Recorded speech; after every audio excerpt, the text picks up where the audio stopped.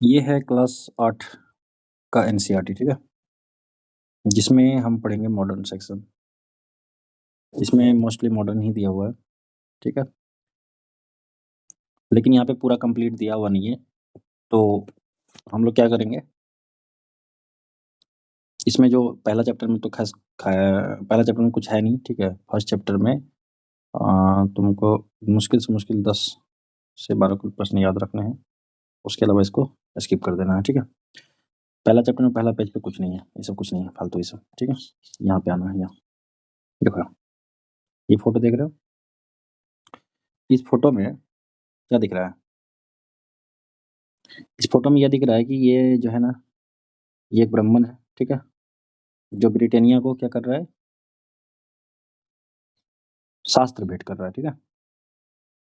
James रेनेल द्वारा यह चित्र तैयार किया गया था। ये इंपॉर्टेंट नहीं, इंपॉर्टेंट क्या देखो, रॉबर्ट क्लाइव ने रेनेल को हिंदुस्तान के नक्शे तैयार करने का काम सौंपा। क्वेश्चन क्या रहेगा अपना, यहाँ से क्वेश्चन निकल गया। क्वेश्चन नंबर 1 कि रॉबर्ट क्लाइव ने, ठीक है, किसे हिंदुस्तान के नक्शे तैयार करने का काम सौंपा था? रेनेल को। दूसरा क्वेश्चन आएगा इसी में, उल्टा के पूछेगा, रेनेल को हिंदुस्तान का नक्शा तैयार करने के लिए किसने कहा था? रॉबर्ट क्लाइव ने। क्लियर हो गया। नेक्स्ट नीचे देखते कुछ काम का है अपना। भारत पर अंग्रेजों की विजय के समर्थक रेनेल को वर्चस्व स्थापित करने की प्रक्रिया में नक्शे तैयार करना बहुत महत्वपूर्ण लगता था।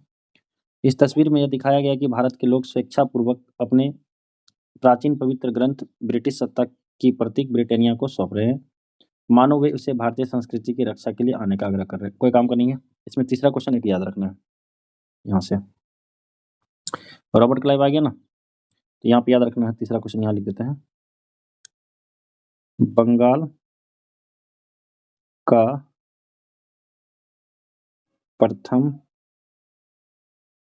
गवर्नर कौन था? रॉबर्ट क्लाइव, ठीक है। यहाँ से 3 प्रश्न, एक ही प्रश्न का था, उल्टा के कर दिए तो 2 प्रश्न हो गया। एक तीसरा प्रश्न रॉबर्ट क्लाइव के बारे में याद रखना। पहला पेज खत्म, अब इसमें कुछ नहीं है। दूसरा पेज में चलते हैं। ये फोटो से भी कभी क्वेश्चन आ जाता है, ये सब कुछ नहीं पढ़ना है, फालतू ये सब, ठीक है। यहाँ पढ़ना है इसको। ये जो फोटो देख रहे हो ना, ये एक लिप्टन टी, ठीक है, ये लिप्टन टी जो लिखा हुआ है, ये एक चाय कंपनी है। और क्या लिखा हुआ? Famous all over the world, पूरे विश्व में फेमस, ठीक है। ये घोड़े पे जो बैठे हुए हैं, इनका नाम क्या है वो मैं बताता हूँ। इस विज्ञापन से यह पता चलता है कि ये जो राजकुमार है, जो भी है ये राजकुमार है, यह क्या कर रहा है? यही चाय पीता है, इसलिए सभी को ये चाय पीना चाहिए। ऐसा ऐड कर रहा है कौन? लिप्टन कंपनी जो चाय की है वो कर रहा है, ताकि उनका चाय का ज़्यादा से ज़्यादा बिक्री हो सके। और यहाँ पे देखो क्या लिखा, इसमें क्या याद रखना है, 1922 में लिप्टन चाय के लिए तैयार किया गया यह विज्ञापन इस बात की ओर संकेत करता है कि दुनिया भर के शाही लोग यही चाय पीते हैं। इस तस्वीर के पीछे की तरफ एक भारतीय महल दिखाई दे रहा है, जबकि अगले हिस्से में ब्रिटेन की रानी विक्टोरिया का तीसरा बेटा राजकुमार आर्थर घोड़े पर बैठा हुआ है। राजकुमार आर्थर को ड्यूक ऑफ कनॉट की पदवी दी गई है। क्वेश्चन निकालते हैं यहाँ से। पहला क्वेश्चन तो निकालेंगे ये कि 1922 में कौन सी चाय कंपनी ने, ठीक है, अपने एड में, अपने विज्ञापन में यह दिखाया कि शाही लोग, अर्थात उसमें एग्जाम्पल भी दिया, ब्रिटेन की महारानी के विक्टोरिया के तीसरा बेटा राजकुमार आर्थर को घोड़े पर बैठा हुआ दिखाया, ताकि उनकी चाय की बिक्री ज़्यादा से ज़्यादा हो सके, ठीक है। तो यहाँ पे 2 क्वेश्चन है, तो एक चाय कंपनी का नाम याद रखना है, ठीक है, 1922 याद रखना है, और तीसरा बात याद रखना है कि महारानी विक्टोरिया का तीसरा लड़का था राजकुमार आर्थर, ये याद रखना है। और राजकुमार आर्थर को ड्यूक ऑफ कनॉट की उपाधि दी गई, ठीक है। तो क्वेश्चन आएगा, ड्यूक ऑफ कनॉट किसे कहा गया? राजकुमार आर्थर को। राजकुमार आर्थर कौन था? ब्रिटेन की रानी विक्टोरिया का तीसरा लड़का था, ठीक है। और लिप्टन चाय ने अपने एड में किसे दिखाया था? राजकुमार आर्थर को दिखाया था। क्लियर? ये पेज खत्म, इसे नहीं याद रखना फालतू। अगला हम चलो यहाँ पे, इस फोटो से भी एक याद रखना, ये देखो, ये वारेन हेस्टिंग्स है, ठीक है। कौन है ये है वारेन हेस्टिंग्स, 1773 में पहले गवर्नर जनरल बने, ठीक है। तो अब यहाँ पे दे दिया है कि इतिहास की किताबों में गवर्नर जनरलों के कारनामे, जीवनियों में उनकी गौरव गाथाओं और तस्वीरों में उनके भव्य व्यक्तित्व को उभारा जाता है, ठीक है।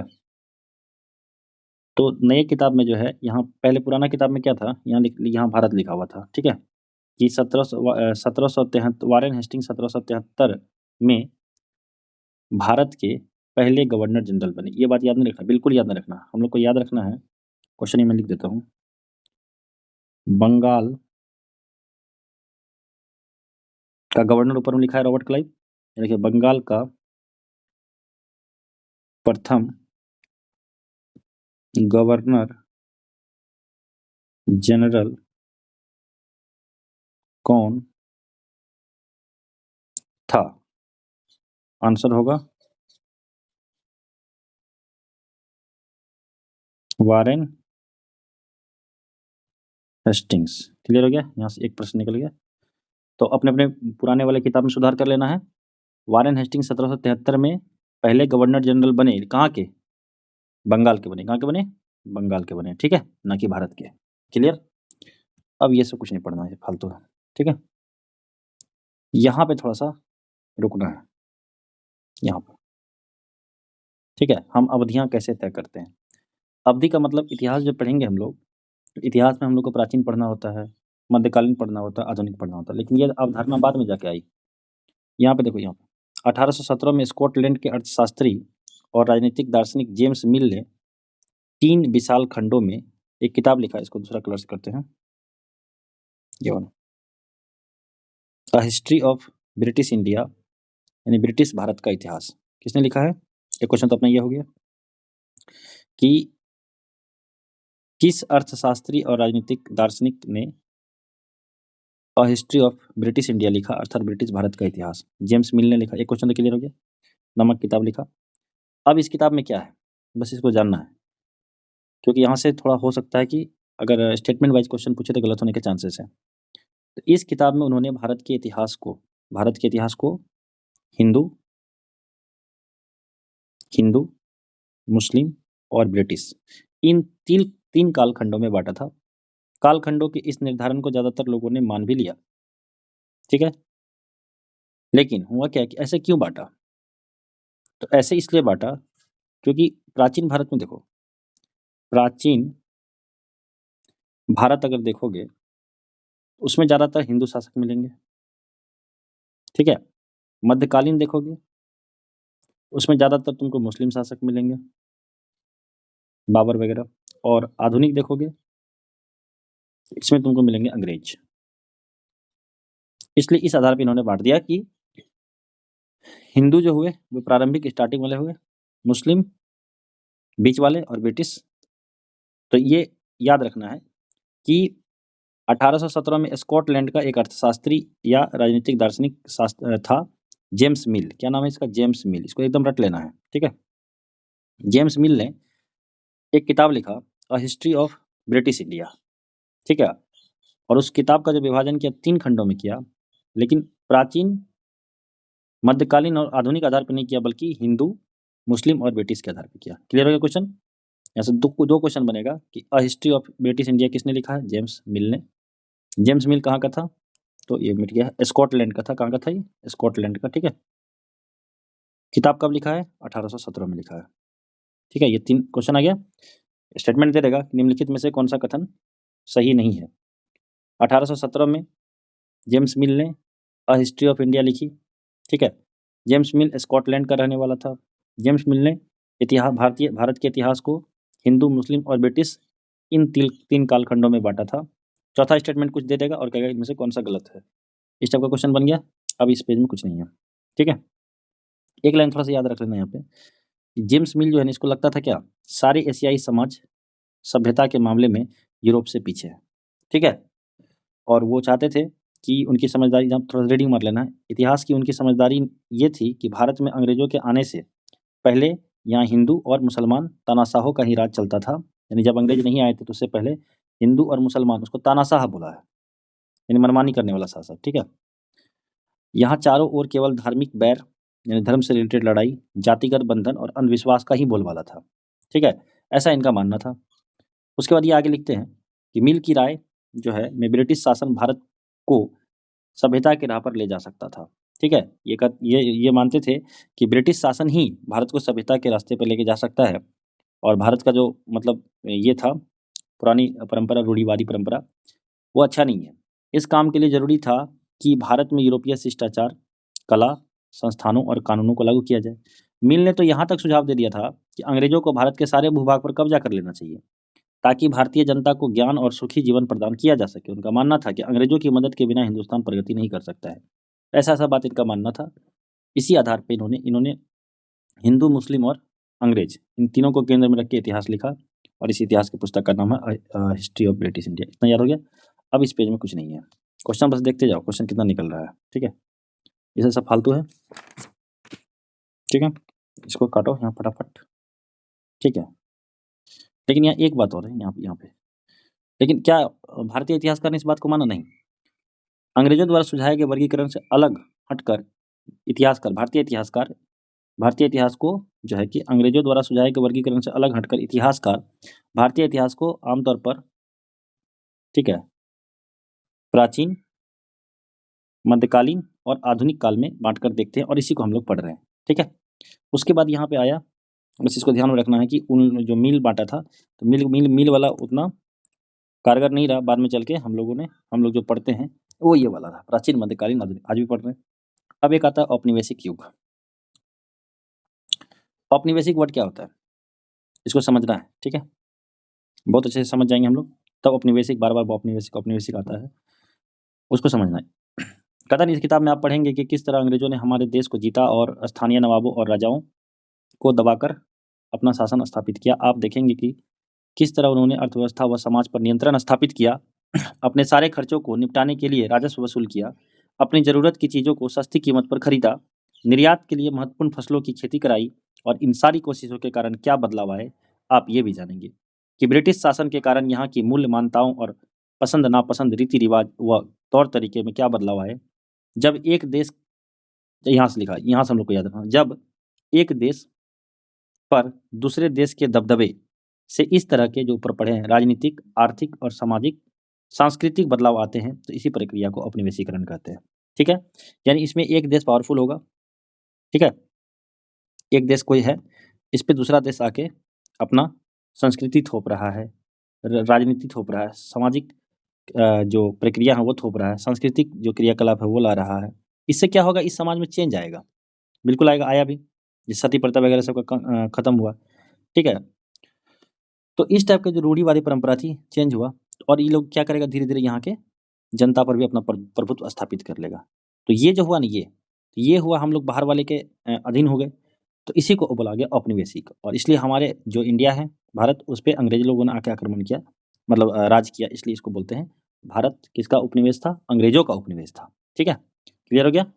अब इसके बाद इसमें क्या है, कुछ नहीं है, इसको बस समझना था, याद करना नहीं है। तो जब बोलेगा कि जब एक देश दूसरे देश के दबदबे से इस तरह दबदबे से, ठीक है, यहाँ से निकाल दो, इसको निकाल दो, दबदबे से, राजनीतिक, आर्थिक, सामाजिक और सांस्कृतिक दबदबे के कारण, यहाँ पे लिख देंगे, जब एक देश पर दूसरे देश का दबदबा होता है, इसके कारण राजनीतिक, आर्थिक और सामाजिक, सांस्कृतिक बदलाव आते हैं, तो इसी प्रक्रिया को औपनिवेशीकरण कहते हैं, ठीक है, समझ में आ गया।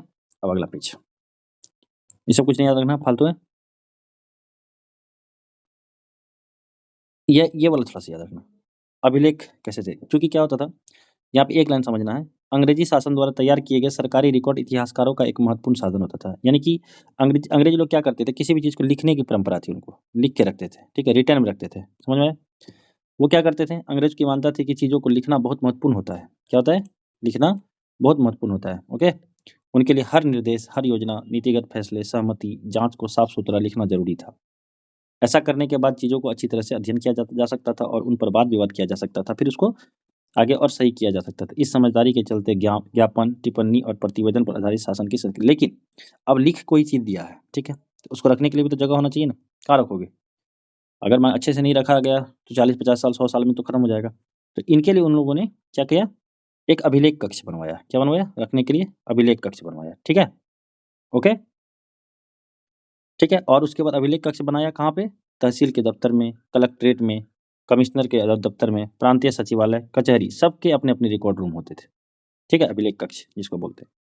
उसके बाद क्या होता है? उसके बाद लेकिन सभी जो मुख्य दस्तावेज थे उसको रखने के लिए इन लोगों ने क्या किया? एक बिल्डिंग बनाया बड़ा-सा, महत्वपूर्ण दस्तावेजों को बचा कर रखने के लिए अभिलेखागार जिसको आर्काइव्स बोलते हैं इंग्लिश में और संग्रहालय जैसे संस्थान बनाए गए। तो अगर पूछा जाए क्वेश्चन कि अंग्रेज लोगों ने, ठीक है, अपने लिखे हुए महत्वपूर्ण दस्तावेजों को बचाकर लॉन्ग टाइम तक रखने के लिए किसका स्थापना किया था? तो अभिलेखागार यानी आर्काइव्स और संग्रहालय जैसे संस्थान का, ठीक है? कोई दिक्कत नहीं। उसके बाद अपने को यहाँ पे कुछ याद नहीं रखना है। उसके बाद क्या होता था, जैसे कुछ दस्तावेज होते थे, तो पहले फ़ोटोकॉपी का मशीन थोड़ी ना होता था, ठीक है? तो अब उनका हमको नकल निकालना है मान के चलो। वही कहता है यहाँ पे 19वीं सदी की शुरुआत में प्रशासन की एक शाखा से दूसरी शाखा के पास भेजे गए पत्रों और ज्ञापनों से को आप आज भी अभिलेखागारों में देख सकते हैं। देख सकते हैं वहाँ जाके। वहाँ आप जिला अधिकारियों द्वारा तैयार किए गए नोट्स और रिपोर्ट्स पढ़ सकते हैं या ऊपर बैठे अफ़सरों द्वारा प्रांतीय अधिकारियों को भेजे गए निर्देश और सुझाव देख सकते हैं। 19वीं सदी के शुरुआती सालों में इन दस्तावेजों को सावधानीपूर्वक नकल बनाई जाती थी, ठीक है? अब मान के चलो वो जो यहाँ पे गाइडलाइन है, ठीक है? सॉरी गाइडलाइन है, तो उसका हमको नकल चाहिए, ठीक है? अब कोई पढ़ के सुना दिया हमको नकल चाहिए, नकल मतलब कॉपी चाहिए, ठीक है? तो कॉपी को नकल बोलते हैं, ओके? कॉपी को क्या बोलते हैं? नकल बोलते हैं। तो ये नकल मशीन तो होता नहीं था, तो कौन बनाएगा? कौन लिखेगा? तो इस नकल को लिखते थे कुछ लोग जिनकी हैंडराइटिंग अच्छी होती थी, जिनकी हैंडराइटिंग अच्छी होती थी, लिखावट अच्छी होती थी, उन वो लोग इनको एकदम हूबहू उतार देते थे। इस दस्तावेज को देख के छाप देते थे। तो उनको बोला जाता था खुशनवीसी। क्या बोला जाता था? खुशनवीसी। तो कहा उन्हें खुशनवीसी के माहिर लिखते थे, ठीक है? खुशनवीसी या सुलेख नवीसी ऐसे लोग होते हैं जो बहुत सुंदर से चीज़ों को लिखते हैं। तो याद रखना कि जो दस्तावेज थे उस टाइम में उसका नकल यानी कॉपी, ठीक है? फ़ोटोकॉपी, तो उस टाइम मशीन तो होता नहीं था। उसको ये करने के लिए दूसरा कॉपी बनाने के लिए, नकल करने के लिए, तो वो खुशनवीसी नामक या खुशनवीसी या सुलेख नवीसी ऐसे लोग ही इसको लिखा करते थे। सीधा आएगा कि जो दस्तावेज था उसका नकल कौन से लोग लिखा करते थे? खुशनवीसी या सुलेख नवीसी। इसको हो गया खत्म। अब क्या करना है? इसमें एक फ़ोटो आया था देखो, यही देखो, ये बड़ा इतना कितना बड़ा बिल्डिंग बनाया, है ना? तो भारतीय राष्ट्रीय अभिलेखागार 1920 के दशक में। क्वेश्चन आ जाएगा, भारतीय राष्ट्रीय अभिलेखागार कौन से दशक में बनाया गया? 1920 के दशक में बना। बस इतना ही इसका याद रखना है, इससे ज़्यादा इसमें याद नहीं रखना है, ठीक है? और क्या हुआ जब नई दिल्ली राजधानी बना ना, जब नई दिल्ली का निर्माण हुआ तो राष्ट्रीय संग्रहालय और राष्ट्रीय अभिलेखागार दोनों वायसराय के निवास के नज़दीक बनाया गया। वायसराय सबसे हेड होता था सोचो।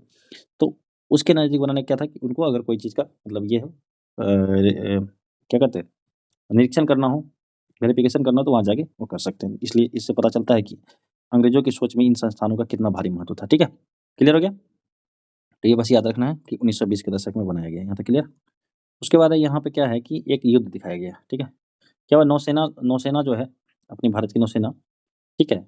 उसमें एक जहाज़ था आईएनएस तलवार, ये जहाज़ का नाम है, ठीक है?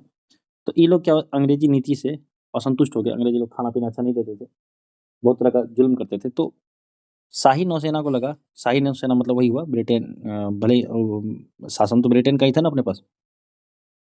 तो इन लोगों ने क्या किया, शाही नौसेना ने 1946 में विद्रोह कर दिया। एक क्वेश्चन यहाँ से आ गया कि भारत की औपनिवेशिक सरकार शाही भारतीय नौसेना के जहाज़ों में सिपाहियों की बगावत को कुचलने का प्रयास कर रही थी। उस समय विभिन्न बंदरगाहों से गृह विभाग को जो रिपोर्ट, ये सब याद नहीं रखना है, बस याद रखना शाही नौसेना विद्रोह, ठीक है? शाही नौसेना, है ना? सॉरी, शाही भारतीय नौसेना विद्रोह के सिपाहियों ने कब विद्रोह किया था? तो 1946 में किया था, याद रख लेना, ठीक है? और कौन से जहाज़ का जो सिपाही विद्रोह किया था? आईएनएस तलवार, ठीक है? इसमें जो मुख्य जो नेता था ना वो खान करके था शायद, एम एम खान था कि एम हुसैन था, वो हम बताएँगे बाद में, ठीक है? याद रखना खान, ठीक है? एम के खान था शायद, ठीक? ये हो गया खत्म। अब इसमें क्या बचा? अब इसमें कुछ खास बचा है? हाँ, अगले पेज में थोड़ा एक लाइन और है, सर्वेक्षण। ये लोग सर्वेक्षण करवाते थे। सर्वेक्षण क्या होता है? कि किसी चीज़ का सर्वे करवाना, सर्वे करवा के जानकारी हासिल करना कि कोई चीज़ कैसे सर्वे, जब तक सर्वे नहीं करवाया जाएगा तो उसको कैसे उसके बारे में पता चलेगा कि इस पे क्या मतलब शासन प्रशासन के कैसे किया जाएगा, ठीक है? तो 19वीं सदी की शुरुआत तक पूरे देश का नक्शा तैयार करने के लिए बड़े-बड़े सर्वेक्षण किए जाने लगे, ठीक है? गाँव में राजस्व गाँव में जो है सर्वेक्षण राजस्व के लिए किए गए, ठीक है? कि वहाँ पे सर्वेक्षण किस चीज़ का किया जाता था? इन सर्वेक्षणों में धरती की सतह, मिट्टी की गुणवत्ता, वहाँ मिलने वाले पेड़-पौधे और जीव-जंतुओं का स्थानीय इतिहासों पर ये सब याद नहीं रखना, बस खाली समझने के लिए। अब यहाँ पे एक पॉइंट याद रखना, बहुत इंपॉर्टेंट पॉइंट है कि 19वीं सदी के आखिर से हर 10 साल में जनगणना भी की जाने लगी, ठीक है? ओके? तो जनगणना कब से स्टार्ट हुआ? 19वीं सदी के आखिर से कितने साल में पहला जनगणना होना चालू हुआ? 10 साल। प्रत्येक 10 साल पे जनगणना होगा। तो ये एक एक हो गया क्लियर? उसके बाद हम लोगों को क्या याद रखना है, यहाँ पे एक फ़ोटो आएगा, यहाँ। फोटो आया? इसमें क्या याद रखना है? इसमें याद रखना है बंगाल में मानचित्रण और सर्वेक्षण कार्य चल रहा था, जेम्स प्रिंसेप द्वारा बनाई गई तस्वीर। तो यहाँ पे याद हम लोग को रखना है कि बंगाल में मानचित्र और सर्वेक्षण से संबंधित जो तस्वीर बनाया था, वो कौन बनाया था? जेम्स प्रिंसेप ने बनाया था। कौन बनाया? जेम्स प्रिंसेप ने बनाया था। हो गया खत्म कहानी। उसके बाद ये इस फ़ोटो से क्या याद रखना है हम लोगों को? ये देखो, ये लग रहा है ना ऐसा कि नीचे में कोई विद्रोह का फ़ोटो है। ये 1857 के विद्रोह का फ़ोटो है। इसमें क्या याद रखना है कि ये कहेगा कि बागी सिपाही लूट-खसोट में लगे हुए हैं। किस युद्ध का तस्वीर दिखाते हुए यह लिखा गया है कि बागी सिपाही लूट-खसोट में लगे हुए हैं, 1857 का विद्रोह। ये चैप्टर बेसिकली जो है ना, वो बस नॉलेज दे रहा है कि ऐसा-ऐसा मतलब हुआ है, ऐसे इतिहास मतलब आगे जो पढ़ोगे उसके एक बेसिक जानकारी की तरफ लेके जा रहा है, ठीक है? उसके बाद अपने को क्या याद रखना है? अब देखते हैं और कुछ ऐसा तो कुछ लग नहीं है कुछ। अब आ जाते हैं क्वेश्चन पे, ठीक है? पहला क्वेश्चन याद रखना हम लोगों को, ठीक है? पहला क्वेश्चन क्या है? जेम्स मिल ने भारतीय इतिहास को हिंदू, मुस्लिम और ईसाई, तो यही तो गलत हो गया ना? यही गलत हो गया। ईसाई थोड़े था। ईसाई 3 काल खंडों में बाँटा नहीं, जेम्स मिल तो बाँटा था 1817 में, कोई दिक्कत नहीं, स्कॉटलैंड का था ये। ये 1817 में एक इतिहास लिखा, जिस किताब का नाम क्या था? A history of British India, ठीक है? किताब लिखा 1817 में लिखा, ये कहाँ का था? ये था स्कॉटलैंड का। कितना बात इसके बारे में पता है? लेकिन ये 3 आधार पे बाँटा था, ठीक है? पहला हिंदू था, दूसरा मुस्लिम था, तीसरा अंग्रेज था, ना कि ईसाई। इसलिए ये कथन गलत हो गया, ठीक है? सरकारी दस्तावेज़ से हमें ये समझने में मदद मिलती है कि आम लोग क्या सोचते हैं, ठीक है? आम लोग नहीं, सरकारी दस्तावेज़ से हमें ये समझने में मदद मिली कि अंग्रेज लोग क्या सोचते थे। आम लोग थोड़े ना, आम लोग के बारे में सरकारी दस्तावेज़ लिखा जाएगा, नहीं। ब्रिटिश लोग क्या सोचते थे, ब्रिटिशर्स जो भारत को गुलाम बनाए हुए थे, क्या सोचते थे, ठीक है? तीसरा क्वेश्चन क्या है? अंग्रेजों को लगता था कि सही तरह शासन चलाने के लिए सर्वेक्षण महत्वपूर्ण होते हैं। बिल्कुल, बिल्कुल होते हैं। इतना बात याद हो गया? अब यानी कि कुल मिला के अगर क्वेश्चन देखा जाए तो एक समराइज़ करें हम लोग, तो क्वेश्चन क्या निकला? 5-6 क्वेश्चन से ज़्यादा तो है नहीं, 10 के आस-पास मान लो। पहला क्वेश्चन यही निकला ना कि रॉबर्ट क्लाइव ने किसे हिंदुस्तान के नक्शे तैयार करने का काम सौंपा? रेनेल को। एक क्वेश्चन क्लियर? या उल्टा किसी को पूछेगा, रेनेल को हिंदुस्तान का नक्शा तैयार करने का काम किसने सौंपा था? रॉबर्ट क्लाइव ने। क्लियर हो गया? यहीं से एक क्वेश्चन एक्स्ट्रा याद रखेंगे हम लोग। बंगाल का पहला गवर्नर कौन था? Robert Clive. हो गया, 2 क्वेश्चन यहाँ पे हुआ। तीसरा क्वेश्चन हम लोग यहाँ से किए थे। कौन सी चाय कंपनी ने अपने प्रचार में यह दिखाया कि देखो यहाँ पे रानी विक्टोरिया का तीसरा बेटा जो राजकुमार आर्थर है, वो यही चाय पीता है। ऐसा क्यों? लोग को पता चल सके कि हाँ देखो भाई, ये बड़े-बड़े लोग ये चाय पीते हैं, हमें भी पीना चाहिए। 1922 में लिप्टन चाय। एक क्वेश्चन ये हो गया। एक क्वेश्चन इसी से निकाल देंगे, राजकुमार आर्थर को कौन-सी उपाधि दी गई? ड्यूक ऑफ कनॉट, जो रानी विक्टोरिया का तीसरा बेटा था। ठीक है? काम खत्म। उसके बाद अगला पेज में ये 3-4 क्वेश्चन हो गए। अब देखो यहाँ पे वारेन हेस्टिंग्स 1773 में पहले गवर्नर जनरल। कहाँ के पहले गवर्नर जनरल बोले? तो बंगाल का प्रथम गवर्नर जनरल कौन था? वारेन हेस्टिंग्स था। ठीक है? 1773 में बना था, ये बात याद रखना, 1773 में। क्लियर हो गया? उसके बाद हम लोग चलेंगे कि ये 6 क्वेश्चन हो गया लगभग। और यहाँ पे 1817 में स्कॉटलैंड के अर्थशास्त्री हुआ करते थे जेम्स मिल, इन्होंने एक पुस्तक लिखा, a history of British India. तो एक क्वेश्चन ये हो गया 7। 8वां क्वेश्चन इसमें ये हो गया कि इन्होंने जो इतिहास लिखा था उसको 3 खंडों में बाँटा था, हिंदू का, मुस्लिम का और ब्रिटिश आधार पे 3 खंडों में बाँटा था। लेकिन इसको जो दूसरे इतिहासकार हैं ये मान्यता नहीं दिए, बल्कि इन लोगों ने क्या कहा कि इतिहास जो है वो प्राचीन, मध्यकालीन और आधुनिक आधार पे बाँट के, और वही हम लोग पढ़ते हैं। एक था औपनिवेशिक। औपनिवेशिक मतलब क्या? जब एक देश पर दूसरे देश का दबदबा स्टार्ट हो जाता है, जिसके कारण जो दबाव बनाता है, जो गुलाम बनाता है दूसरे देश को, तो गुलाम बनाने वाले जो देश हैं, ठीक है? उनके राजनीतिक, आर्थिक, सामाजिक, सांस्कृतिक कल्चर के कारण इसमें बदलाव आता है, इसी को हम लोग ओपनिंग वेज बोलते हैं। हो गया काम खत्म। शाही नौसेना का विद्रोह कब हुआ? 1946 में हुआ। क्लियर? ठीक है, कोई दिक्कत नहीं है। उसके बाद प्रशासन अभिलेख क्यों तैयार करता था? क्योंकि अंग्रेज लोग क्या करते थे, चीज़ों को लिख के रखते थे। उससे क्या, लिख के चीज़ों को रखोगे, उसको एनालिसिस करने में अच्छा होता है, ठीक है? तो इसके लिए तो ज़्यादा दिन तक टिकेगा नहीं, जो 100 साल 50 साल में तो फट जाएगा या सड़ जाएगा कागज़-वागज़। तो इसके लिए वो एक रिकॉर्ड रूम बनाते थे। वही रिकॉर्ड रूम को अभिलेख कक्ष कहा जाता था।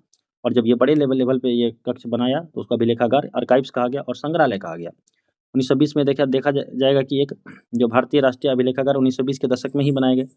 और उसके बाद क्या होता था, जो महत्वपूर्ण दस्तावेज़ था उनका नकल बनाने वाले जो लोग होते थे, यानी कि उनकी कॉपी बना के जो देते थे, उनको हम लोग खुशनवीसी बोलते थे या सुलेख-नवीसी बोलते थे, ठीक है? हो गया ये क्लियर? सर्वेक्षण, सर्वेक्षण करवाता था ये लोग। सर्वेक्षण इसलिए करवाता था ताकि उनको मिट्टी की गुणवत्ता, धरती की सतह और जो है वहाँ पे मिलने वाले पेड़-पौधे, जीव-जंतु की जानकारी मिल सके, जिससे उनको टैक्स लगाने में, वहाँ से वसूलने में अच्छा रहेगा। जनगणना प्रत्येक 10 साल पे होता था 19वीं शताब्दी में, कोई दिक्कत नहीं है। और इसके बाद जो है अपने को बंगाल का मानचित्र और सर्वेक्षण कार्य चल रहा था, जेम्स प्रिंसेप के द्वारा बनाया गया था, ये हो गया। और उसके बाद कौन से विद्रोह का पिक्चर के नीचे, फ़ोटो के नीचे बागी सिपाही लूट-खसोट में लगे, वैसा लिखा हुआ था, 1857 का विद्रोह, हो गया, काम खत्म। उसके बाद हम लोग क्वेश्चन को कर लिए। इसके अलावा इस चैप्टर में कुछ भी नहीं है, ये चैप्टर खत्म। ठीक है, धन्यवाद।